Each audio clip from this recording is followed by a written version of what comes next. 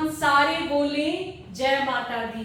चलिए, I wish कि जो भी स्टूडेंट्स जुडिशरी, एलएलबी, एलएलएम की तैयारी कर रहे हैं, वो हमेशा से मेरी ये प्रार्थना होगी माता जी से कि वो पास हो जाएं, अच्छे मार्क्स लाएं और हम सब के लिए एक नया कुछ अपॉर्चुनिटी आए।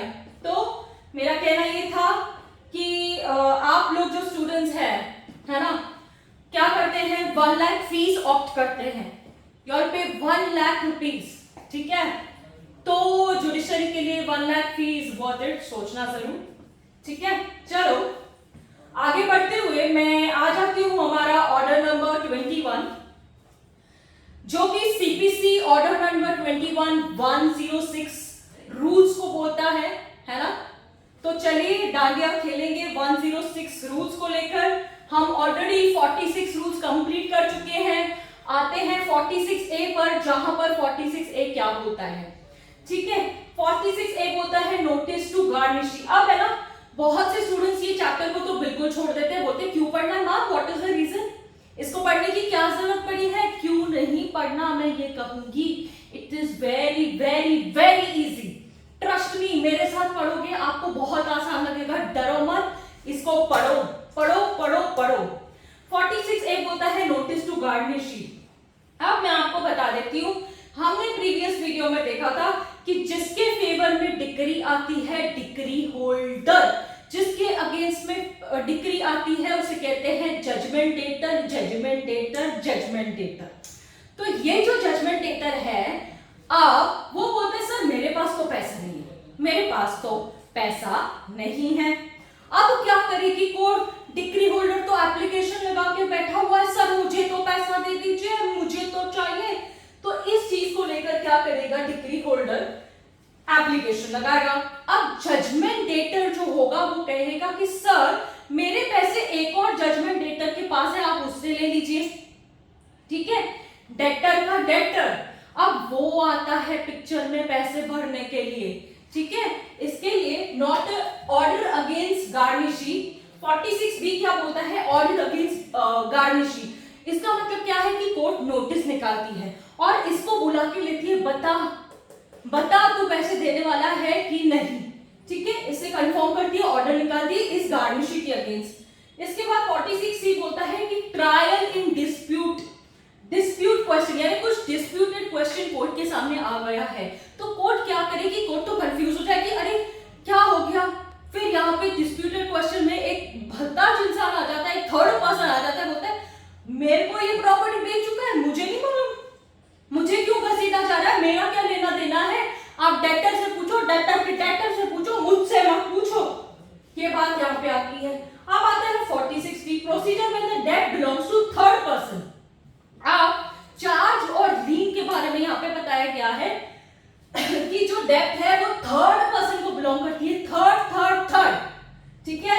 इसके बाद में orders as regards to third person. अब 46E क्या बोलता है कि जो भी जेडी का रोल नहीं है तो मुझे पेमेंट कर दीजिए, ठीक है। यानी कि जो डिग्री होल्डर होगा, मेरे अगर उसका रोल नहीं है, मुझे तो पेमेंट कर दो, मुझे तो निकालो, मुझे तो बाहर करो इससे, तो ये बोलता है। फिर 46F बोलता है payment by garnishee to be valid discharge. अगर पेमेंट हो गई, जजमेंट डेटर आके पेमेंट कर दिया, सारा चीज खत्म हो गया, तो उसको डिस्चार्ज किया जाएगा ना। कोर्ट उसको बोले कि ठीक है बाबा जा, तू भी जा, हमने तुझे भी छोड़ दिया, ठीक है। I am smiling because discharge. इसके बाद में आते हैं 46G, जो कि कॉस्ट की बात करता है कि जो कॉस्ट ऑफ द एप्लीकेशन जो हमने 46A में लगाई थी, किसने लगाई थी, यार डिक्री होल्डर ने लगाई थी, ठीक है। इसमें जो भी एप्लीकेशन लगाता है कि उसे गार्निशी को बुलाया जाता है, आजा आजा आजा, ठीक है, आजा, तुझे कोर्ट पुकारे, आजा। किसे पुकारे, गार्निशी को पुकारे, आजा भैया पैसे दे दे, खत्म कर मैटर है। इसके बाद में आता है, कॉस्ट के बाद में आता है अपील। अपील की क्या बात है कि जो भी ऐसे ऑर्डर्स होते हैं वो सारे ऑर्डर्स अपीलेबल होते हैं। इस चीज को अपील में जाकर हम लेके जा सकते हैं, सारे ऑर्डर्स अपीलेबल होते हैं जो भी हमने यहां तक पढ़ लिए, ठीक है। 46A से लेके B, C, D, E, F all the orders are appealable. Okay? इसके बाद में आते हैं एप्लीकेशन टू नेगोशिएबल इंस्ट्रूमेंट। ये प्रोविजन जो 46A से लेके H तक दी गई है वो अप्लाई करेगी नेगोशिएबल इंस्ट्रूमेंट को भी। नेगोशिएबल इंस्ट्रूमेंट में क्या क्या आता है पहले आप बताएं। चेक है ना, या प्रॉमिसरी नोट, ये सारी चीजें याद करना कि नेगोशिएबल इंस्ट्रूमेंट में कौन से इंस्ट्रूमेंट्स आते हैं, है ना। ये हमने कॉलेज में भी पढ़ा हुआ है। और नेगोशिएबल इंस्ट्रूमेंट का तो एक्ट बना हुआ है ना। जो 138 नेगोशिएबल इंस्ट्रूमेंट चेक का केस हम कोर्ट में फाइल करते हैं ना, तो वो भी मैं बताऊंगी कैसे करते हैं। और इस बात को मैं रिवील करूंगी एट द एंड कि आप नेगोशिएबल इंस्ट्रूमेंट एक्ट का केस कैसे फाइल करोगे। So stay tuned. ओके, चलो now 47 attachment of shares in movables. अब यहां पे आ गया शेयर अटैचमेंट, वो भी मूवेबल। तो जेडी जो है अगर वो को ओनर का ऑर्डर होता है, ठीक है, यहां पर है ना एक को ओनर है, ओनर का दूसरा ओनर, को ओनर, ओनर का दूसरा ओनर, को ओनर, ठीक है। इस चीज में तो थम्स अप, ठीक है। ओनर का को ओनर इज को ओनर। चल फर्दर ये बोलता है कि जो भी अटैचमेंट होगी वो जजमेंट लेटर को नोटिस दिया जाएगा इस बात का कि हम तुझे बता रहे हैं, समझ जा, हम तेरी प्रॉपर्टी को अटैच कर रहे हैं। अब आप बोलेंगे कि मैम मूवेबल में क्या आता है, ठीक है, स्कूटर, गाड़ी, व्हीकल, एनी मूवेबल प्रॉपर्टी, हाँ, जिसको मूव किया जा सकता है, तो वो यहाँ पे अटैच होगी। Then बोलता है 48 salary and allowances of the servant of the government, railway और लोकल अथॉरिटी। अब सैलरी कहाँ पे, सैलरी हम तो गरीब है साहब, हम पैसे कैसे कमाते हैं ये तो हम नहीं जानते, हमारी दुख की दास्तान समझ लीजिए, जो कि पर ये जो सैलरी होती है वो सर्वेंट ऑफ द गवर्नमेंट, अगर गवर्नमेंट का सर्वेंट है, रेलवे कंपनी का है, लोकल अथॉरिटी का बंदा है, तो यहाँ पे क्या बोला गया है कि इन लोगों को वैसे तो 617 कंपनीज एक्ट में जो दे रखा है कि कोर्ट को डिसबर्स करना है वो सारी चीजों को, तो अपने जुरिस्डिक्शन में जो होगा वो वैसे ही करेगी, ठीक है। अब आगे चलते हैं 48A। अब जो प्राइवेट एम्प्लॉइज है, प्राइवेट एम्प्लॉइज, हमने क्या देखा, हमने देखा सर्वेंट ऑफ द गवर्नमेंट, फिर हमने क्या देखा रेलवे कंपनी, फिर हमने क्या देखा लोकल अथॉरिटी। अब प्राइवेट एम्प्लॉइज, प्राइवेट एम्प्लॉइज की कैसे अटैचमेंट होती है ये बताता है 48A। 48A। अब आते हैं 49 attachment of a partnership property. पहले तो एक बात समझ के चलिए कि प्रॉपर्टी अटैचमेंट अगर पार्टनरशिप की बात आती है तो फर्म की प्रॉपर्टी अटैच होती है क्या, पार्टनरशिप की पार्टनर की प्रॉपर्टी अटैच होती है क्या, ये बात जाननी है इस 49 में। ये 49 सबसे खतरनाक है, यहां का 49 सबसे खतरनाक है। और समझ के चलिए कि बहुत आसान है, it is not so difficult. Okay, तो ये क्या बोलता है 49 बोलता है कि save as otherwise provided property belonging to partnership shall not be attached.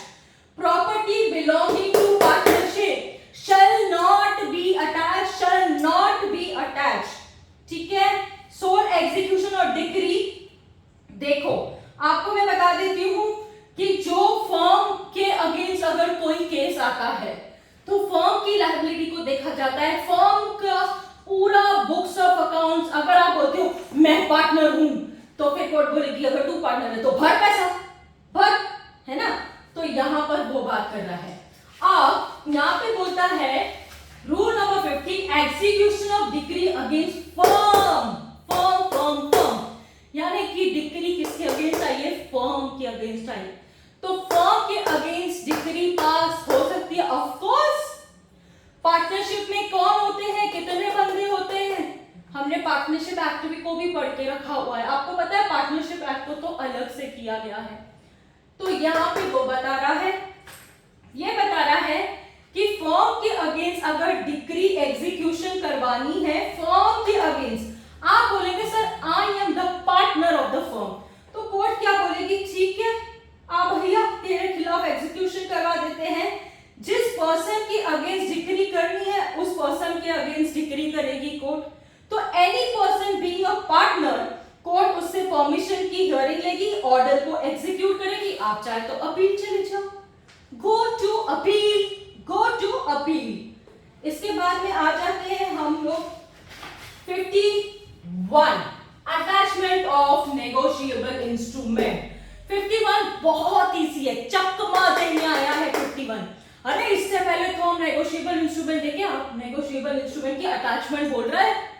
तो नेगोशिएबल इंस्ट्रूमेंट की अटैचमेंट क्या होगा कि कोर्ट क्या कहेगी, कोर्ट किसको बोलेगी, पब्लिक ऑफिसर को बोलेगी इसको कस्टडी में ले। किसको, जो चेक है, प्रॉमिसरी नोट है, उन सारी चीजों को कस्टडी में लेने की कहेगी। किसको कहेगी, ऑफिसर इन चार्ज, जो ऑफिसर कोर्ट ने लगाया है उस चीज के ऊपर। तो क्या करेगी, एक्चुअली सीज करो, और कोर्ट क्या बोलेगी, एक काम करो आप उसको सीज करो, चेक को सीज करो और मेरे सामने सीज करके लेके आओ। किसको बोलेगी, ऑफिसर को बोलेगी। आई होप आप लोगों को समझ में आ रहा है विद द ब्लेसिंग्स। चलिए इसके बाद में आते हैं number 52, attachment of property in the custody of court और पब्लिक ऑफिसर। कोर्ट और पब्लिक ऑफिसर, अब मैंने इसको बहुत स्ट्रेस करके कहा कि कोर्ट पब्लिक ऑफिसर, तो ये मैंने क्यों कहा मैं आपको बताती हूँ। अब वेयर जहां पे प्रॉपर्टी अटैच की जाने वाली है वो कस्टडी ऑफ एनी कोर्ट में है, किसी कोर्ट के कस्टडी में है या पब्लिक ऑफिसर के पास है, तो attachment shall be made by a notice to such court, यानी कि जो कोई और कोर्ट अटैचमेंट कर रही है तो ये कोर्ट को नोटिस भेजेगी, ये कोर्ट को नोटिस भेजेगी। अगर कोई और कोर्ट कर रही है तो ये कोर्ट को नोटिस भेजेगी। अरे मेरा, सिर्फ तेरा नहीं मेरा। चलो इसके बाद में जो प्रॉपर्टी कोर्ट और पब्लिक ऑफिसर जो भी होगा उस प्रॉपर्टी का डिक्री होल्डर, समझो 1 से 2 डिक्री होल्डर है तो वो प्रॉपर्टी को अलग अलग किया जाए, ये तेरा, ये तेरा, ये तेरा, इस तरह की डिवीजन होगी। ठीक है, इसमें एग्जीक्यूशन का प्रोसीडिंग्स दिया हुआ है। इसके बाद में आते हैं 53 अटैचमेंट ऑफ डिक्री। क्या सुना है क्या, डिक्री की अटैचमेंट? इसको पढ़ने के बाद तो बोलेंगे कि अरे प्रॉपर्टी की अटैचमेंट सुनी, मूवेबल सुनी, इमूवेबल सुनी, ये सारी चीजें अटैचमेंट अटैचमेंट अटैचमेंट से नेगोशिएबल इंस्ट्रूमेंट, शेयर, सैलरी। तो सैलरी किसकी, गवर्नमेंट की, रेलवे कंपनी की, लोकल अथॉरिटी की, प्राइवेट एम्प्लॉय की, पार्टनरशिप प्रॉपर्टी की, फर्म की, नेगोशिएबल इंस्ट्रूमेंट की, फिर कोर्ट और पब्लिक ऑफिसर की। अब अटैचमेंट डिक्री, अब डिक्री की अटैचमेंट की बात आती है। तो जो मनी डिक्री की अटैचमेंट है, समझो कि मेरा एक कोर्ट है, ठीक है, मैंने तो डिक्री सुना दी, अब इसके बाद मैंने तो अटैचमेंट का भी ऑर्डर दे दिया, बाबा चलो हो गया, तो इसका ऑर्डर कैंसिल भी हो सकता है क्योंकि यहां पर एक और कोर्ट है जो खड़ी है अटैचमेंट के लिए, तो वो क्या करेंगे, ऐसे ही हो जाएगा, दूसरे जो होंगे वो क्या ऐसे ही रहेंगे। हर एक डिक्री ऑर्डर होल्डर जो होता है उसे तो चाहिए ना बाबा।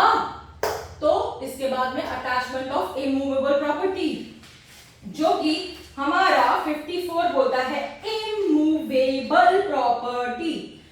जो जजमेंट डेटर है उसको प्रोहिबिट कर दो, बैन कर दो, रुका दो, आप इस प्रॉपर्टी के ऊपर कुछ नहीं कर सकते हैं क्योंकि इस प्रॉपर्टी के ऊपर, सुनो सुनो गांव वालों, ये प्रॉपर्टी लेना नहीं, ये कोर्ट की प्रॉपर्टी है, ये प्रॉपर्टी लेना नहीं, ये कोर्ट की प्रॉपर्टी है। कोर्ट ने इस प्रॉपर्टी के ऊपर क्या की है, अटैचमेंट अटैचमेंट अटैचमेंट। इसके बाद में आते हैं removal of attachment after satisfaction of decree. अब ये जो है थोड़ी सी बात ये करता है, रिमूवल बोलता है जब जजमेंट डेटर पेमेंट करता है तो अटैचमेंट वापस लेनी पड़ेगी। जब जजमेंट डेटर पेमेंट करता है, when he is ready to pay the payment, तो कोर्ट क्यों रोकेगी? पैसा भर, खत्म कर। सेल के बाद भी रुका सकती है। अगर प्रॉपर्टी ऑक्शन में चली गई है, प्रॉपर्टी ऑक्शन में चली गई है, फिर भी सेल कंफर्म तब होगी जब कोर्ट कंफर्म करेगी, वरना आप उस पे जो जजमेंट डेटर होगा उससे पैसे भरेगा, उसको मोकड़ा करेगा, कॉस्ट भरेगा, मोकड़ा करके खत्म करेगा। ठीक है, इतना समझा आप लोगों को। इसके बाद में 56 होता है order for the payment of coin और currency notes partly entitled to decree. अब इसको समझो, बहुत आसान है यार, बहुत आसान है, डिफिकल्ट बिल्कुल भी नहीं है। कोर्ट बोल सकती है उस पार्टी को दे दो, क्या दे दो, क्या दो, करेंसी नोट्स दे दो और जो करेंसी कॉइन होते हैं वो दे दो, खत्म करो, निकलो। इसके बाद में 57 होता है डिटर्मिनेशन ऑफ अटैचमेंट। अब यहां पर क्या होता है कि समझो जो डिक्री होल्डर ने एप्लीकेशन लगाई थी वो हो गई डिसमिस, तो कोर्ट क्या करेगा? अटैचमेंट करेगा, ये रिलीज कर देगा अटैचमेंट। अगर वो डिक्री होल्डर ने एप्लीकेशन लगाई, अब वो एप्लीकेशन डिसमिस हो गई। डिटर्मिनेशन करनी थी, समझना था, तो क्या करेगी कोर्ट, है ना? चलो, इसके बाद में आता है adjudication of claims of objectional to the attachment of a property। बहुत सिंपल है, समझने की बात है, 2 मिनट में आपको समझा देती हूँ कि जो भी प्रॉपर्टी सेल हो गई है, जो भी प्रॉपर्टी सेल हो गई है उस पर ऑब्जेक्शन आया है, जो भी प्रॉपर्टी सेल हो गई है उस पर ऑब्जेक्शन आया है, मेरा मुझे तो दिया ही नहीं, मैं कहां जाऊं? तो इस बात पे क्या होगा? वो प्रॉपर्टी की नॉन अटैचमेंट होगी और जो क्लेम प्रिफर किया गया था उस दूसरे ऑब्जेक्शन को रोका जाएगा और इस क्वेश्चन को सॉल्व किया जाएगा, क्योंकि ऑब्जेक्शन रुको रुको रुको, मेरा पैसा, रुक जाओ। तो इस क्वेश्चन को साफ जो होंगे कोर्ट वो डिटरमाइन करेगी और सेपरेट सूट तो इसके लिए आप फाइल नहीं कर सकते हैं। इस चीज के लिए आप बिल्कुल सेपरेट सूट नहीं फाइल कर सकते हैं। अगर ऑब्जेक्शन का राइट है तो कोर्ट उसको रिलीज भी कर सकती है, मॉर्गेज राइट है, इंटरेस्ट है। अगर आपकी ऑब्जेक्शन एक्चुअल ओनर लेता है, अगर एक समझो एक्चुअल ओनर आता है, सर आपने जो प्रॉपर्टी बेची है आपको किसने कहा वो उसकी प्रॉपर्टी है? आपने तो वो वेरीफाई नहीं किया कि वो उसकी प्रॉपर्टी है ही नहीं, आपने तो मेरी प्रॉपर्टी बेच दी। तो इसके ऊपर अगर ओनर जाके अगर चाहे तो सेपरेट सूट कर सकता है कोर्ट में जाके। ठीक है, इसके बाद में आता है स्टे ऑफ सेल। रुको रुको रुको, सेल को स्टे लगा दी जाएगी।